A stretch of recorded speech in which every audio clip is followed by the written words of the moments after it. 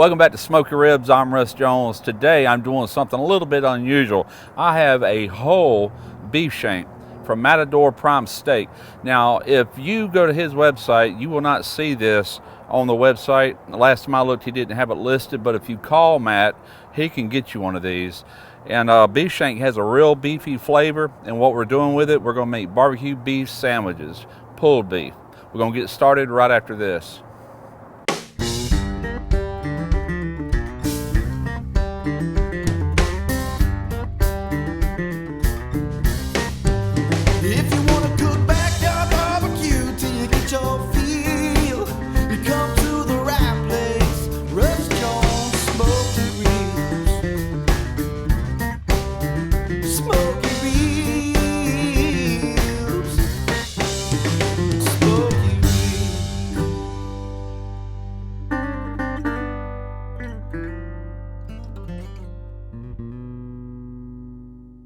So here is our beef shank.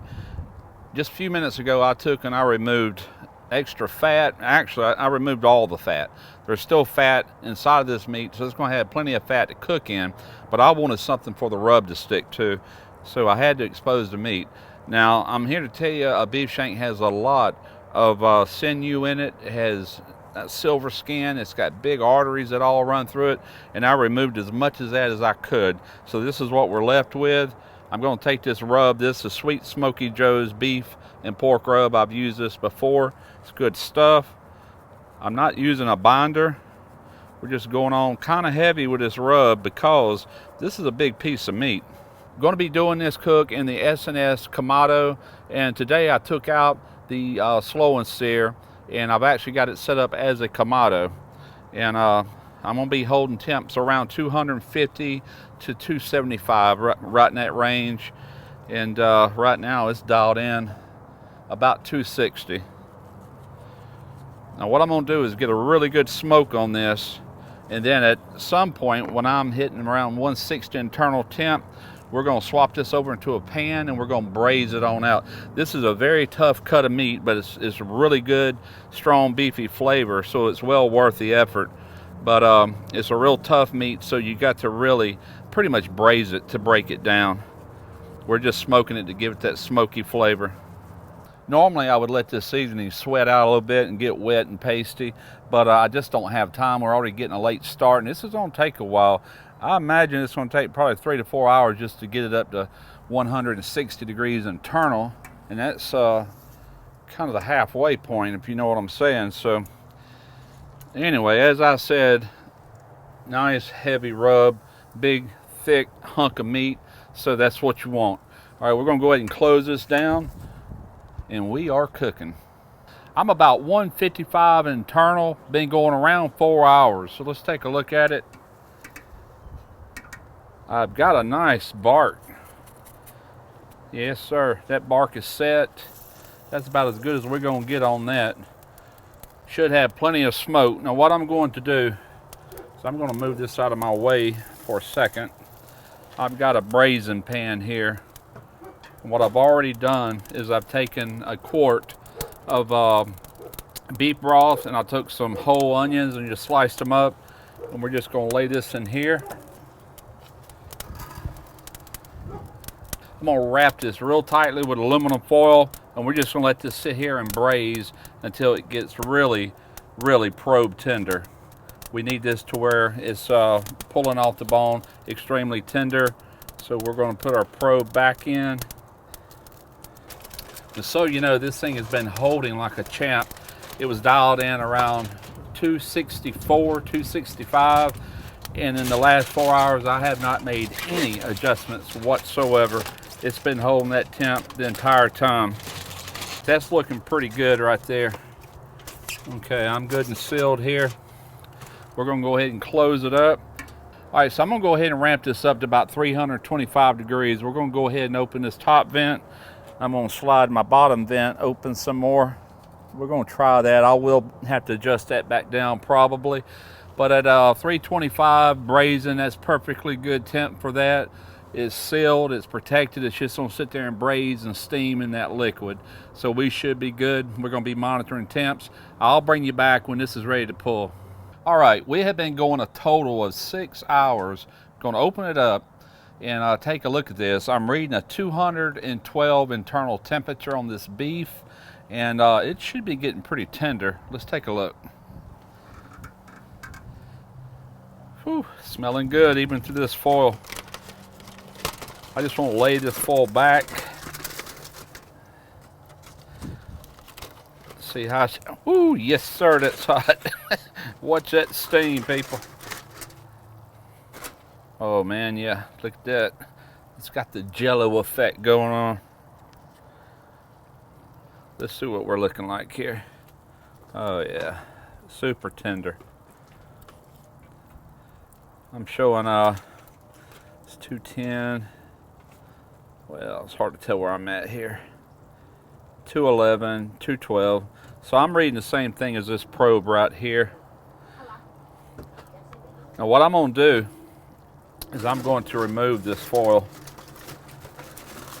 and we're just going to let this kind of crisp back up just a little bit, maybe another 10-15 minutes, and let that kind of dry that surface out a little bit. Actually, it don't feel too bad like it is. Maybe about 10 minutes. I had to go get a jacket on. This temperature is dropping here in South Mississippi. We're in the 40s right now, and it's going down to like the low 40s. I realize that's not real cold to a lot of people, but it's definitely not t-shirt weather. All right, we're gonna go ahead and remove this. I'm gonna pull our probe out. And I'm gonna take and just move it off to the side table here on this Kamado. We're going to set it right here. So as you can see, a lot of shrinkage. This is beginning to look like a Caveman lollipop. I actually thought about doing something like that, but there's still quite a bit of meat on this thing, as you can see as I roll it over. A lot of meat. It's looking great. Like any other meat, you've got to let this rest. And even though it steamed for the last, almost 3 hours, and it's laying in liquids, when it's hot inside, it's pushing that liquid outward. And if I was to start pulling this now, it's going to end up being dry. You don't want to do that. So I'm just going to let this cool off maybe 30-40 minutes. It's cool out here, so it shouldn't take long, probably 30 minutes to do it. And I will probably drain off this beef broth, leave the onions in it, and just shred this beef up. We'll be back. So we've been resting right at 30 minutes. I don't see steam coming off this anymore. I'm sure it's still probably hot in the middle. Oh yeah, there's still some steam. But we're going to go ahead and pull this. It's coming right off this bone. Yeah, buddy, a Caveman lollipop. I actually seen something the other day on TV where these, at an event, these people actually smoked these, and they didn't braise them. They smoked them till they were tender, and they sold them just like this with that big old hunk of meat on there. All right, so I'm just going to get in here, and we're just going to go to shredding.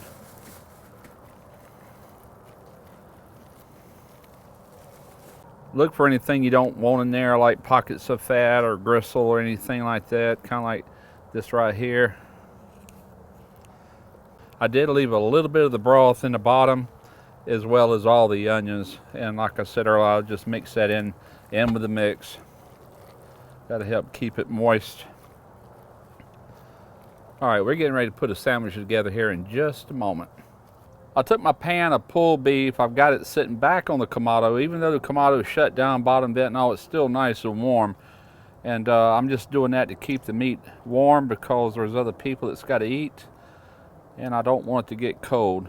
So we're just going to take and add to this bottom bun here. By the way, I got a nice smoke ring on this. I don't know if y'all noticed that as I was pulling it, but really nice smoke ring. And so you know, this is a Kaiser roll, fresh from the deli. Okay, I don't want to be a glutton here, so we're going to hold that right there.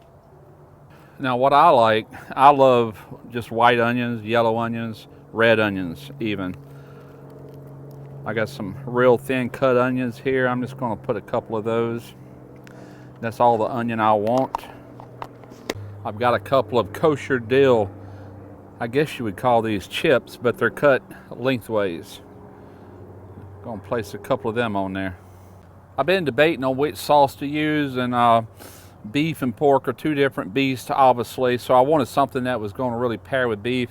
And this here is from Scott Bailey's barbecue sauce, Sweet Memphis. Now this does have vinegar in it, and I think it's going to pair well. I'm actually going to take these pickle chips back off for a moment.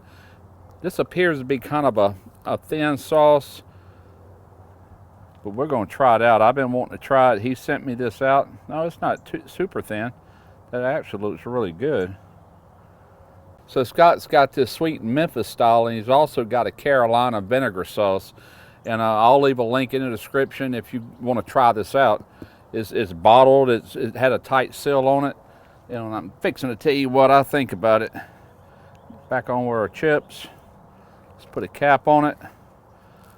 It's time to do a taste test.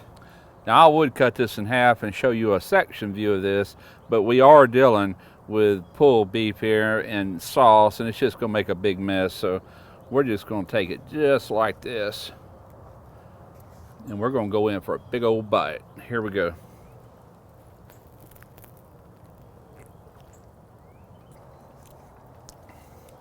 All right, I don't know if I like that or not. Let me go in for another bite.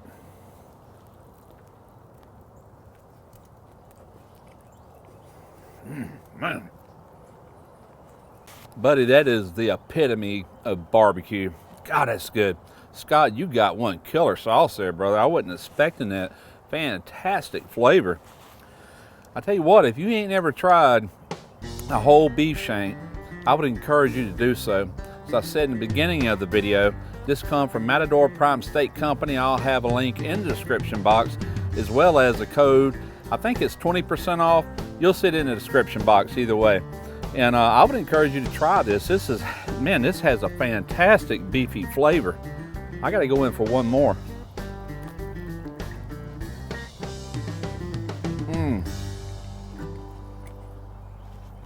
Fantastic. I've got some hungry folks here waiting to eat, so I hope you enjoyed this video. Until next time, smoke your ribs.